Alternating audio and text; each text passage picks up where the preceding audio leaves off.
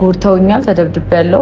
ለመሆኑ ጽጌ ሮያልን የደበደቧት እነማን ናቸው? የተደበደበችውስ በዛ በሰራችው ቪዲዮ ምክንያት ነው? እና ደግሞ ምንም ባላጠፋሁት ነው የተደበደብኩት ነው የምትለው? ምንም ያለ ጥፋቴ ምንም ያልሰራሁት ስራ። ሰሞኑን እንግዲህ አንዲት ጽጌ ሮያል የተባለች ቲክቶከር ስለ ላሊበላ በሰራችው ቪዲዮ ምክንያት ብዙ ውዝግቦች ተነስተው ነበረ እና እሷ የሰራችውን ቪዲዮ የተመለከቱ በጣም ብዙ ሰዎች ልጅቷ ምንም አላጠፋችም የሚሉ ሰዎች አሉ። በዛው ልክ ደግሞ በጣም ትልቅ ጥፋት አጥፍታለች፣ የአንድን አካባቢ ማህበረሰብ ያለ ስሙ ስም ሰጥታለች ብለው የሚወቅሷት ሰዎች ነበሩ። በዛው ልክ ደግሞ በጣም ብዙ ማስፈራሪያዎችም እየደረሱባት ነበር። ቲክታክሽን ያዘጋሻል፣ ኢንስታግራምሽን ያዘጋሻል፣ ከዛ አፈር ከድቤ ትበያለሽ። ይውደ ሰምቦ ምንም መሳፈጥ አያስፈልግም። ቲክታኳን ድርግም አድርጉት፣ ደርግሙት፣ ኢንስታግራሟን ደርግሙት። ይውደ በጠረራ ትሞታለች። አለቀ።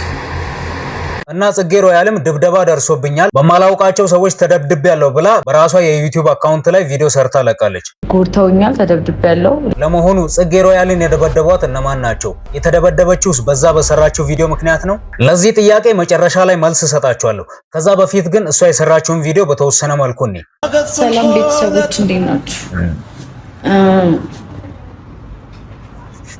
ዛሬ በጣም ታምሜያለሁ። ምክንያቱም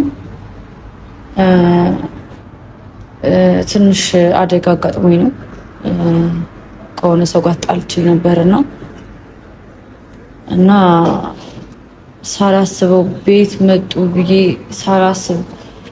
ሳላስበው የሆነ ሰዓት ላይ መቱኝና ራሴን ሆስፒታል ውስጥ ነው ያገኘሁት። እንደዚህ ሆኜ ማለት ነውና ብዙ መውራት ራሱ የቻልኩ አይደለም። ይሄኛውን ጉንጬን በቦክስ መቱኝና ከዛ ስወድቅ እጄ ወለቀ ማለት ነው።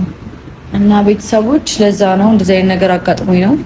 ሁላችሁም እንደምትጨነቁ ይገባኛል፣ ግን እባካችሁ አትጨነቁ ቤተሰቦቼ።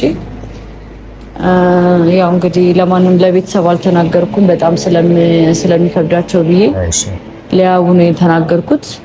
ማን እንዳደበደበኝ ማን እንዳስደበደበኝ ራሱ አላውቅም ቤተሰቦቼ። እና በጣም ነው የሚያስፈራው፣ በጣም ነው የሚያስደነግጠው የነበረው ሲቹዌሽን። ግን ደግሞ እግዚአብሔር ይመስገን አጠገቤ ሰው ስለነበረ በእነሱ እርዳታ መጥቻለሁ ማለት ነው። ይህንን ቪዲዮ እንሰራላችሁ የፈለኩት ምንድነው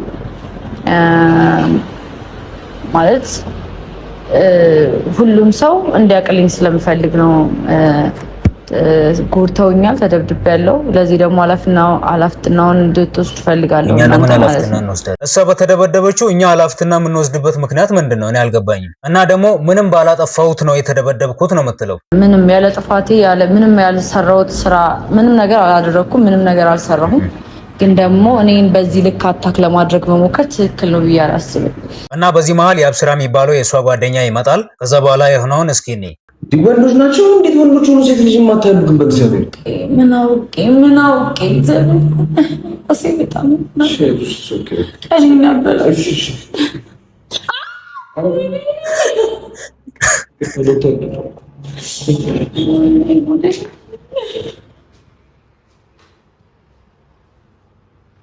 ምንድን ነው እየሆነች ያለችው? የውሸት ነው ማለት ነው? አንተ የስራችን የሚቀርብልሽን እግዚአብሔር ይሻል። እኔ ፈራሁ። ሁሉም ሰው እኮ አመረረ።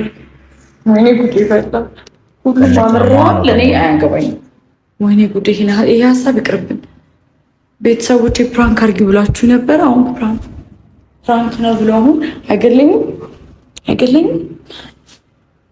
እና እንደሰማችሁት ነው ነገሩ ፕራንክ ነው እያለች ነው። ብዙ ሰዎች እንደሚሉትና በስፋት ሶሻል ሚዲያ ላይ እንደሚዘዋወረው በዛ በሰራችው ቪዲዮ ምክንያት ተደብድባ ሳይሆን ያው እነሱ ከዚህ በፊት እንደሚሰሩት አይነት ድራማ ወይንም ይሄ ፕራንክ ምናምን የሚባለው ነገር ነው። እና እዚህ ጋር ይቅርታ አድርጉልኝና የእነሱን ቪዲዮ የምታዩ ሰዎች እነሱ ፕራንክ ነው ብሎ ምናምን ሁሌ የሚያመጡት ነገር የሆነ ድራማ ነው። በቃ ተነጋግረው አንተ እንዲበል አንቺ እንዲበይ ተባብለው የሚያመጡት ነገር ነው። ግን በጣም ብዙ ሰው ከልቡ ስለሚያያቸው የምር ይመስለውና የሆነውን ነገር ሁሉ ሶሻል ሚዲያ ላይ ያራግባል ማለት ነው። ማለት ነው። እና በተቻለን መጠን ነገሮችን በአስተውሎት ብናስኬድ የተሻለ ነው ብዬ አስባለሁ። እሷ አሁን በራሷ ዩቲዩብ አካውንት ላይ ይሄን ቪዲዮ የለቀቀችው ወደ 20 ምናምን ደቂቃ ነው፣ 23 24 ደቂቃ ነው። ግን ቲክቶክ ላይ 20 30 ሰከንድ አድርገው ይቆርጠው ይለቁና ጽጌ ሮያል በሰራችው ቪዲዮ ምክንያት ተደበደበች የሚል ነገር ይወራል። አሁን ጉዳዩ ስለሷ ብቻ አይደለም። በጣም ብዙ ጊዜ ከረጅም ቪዲዮዎች ላይ ተቆራርጦ በሚለቀቁ ቪዲዮዎች ምክንያት ከ30 ከ40 ደቂቃ ቪዲዮ ላይ 30 40 ሰከንዷን ብቻ ቆርጠው ቲክቶክ ላይ አንዳንድ ሰዎች ይለቁና የተሳሳተ መልእክት ይተላለፋል። በዛ ምክንያት የተለያዩ ችግሮች ይፈጠራሉ። ስለዚህ ባካችሁን አንዳንዴ ሙሉ ቪዲዮ ሳናይ ነገሮች ላይ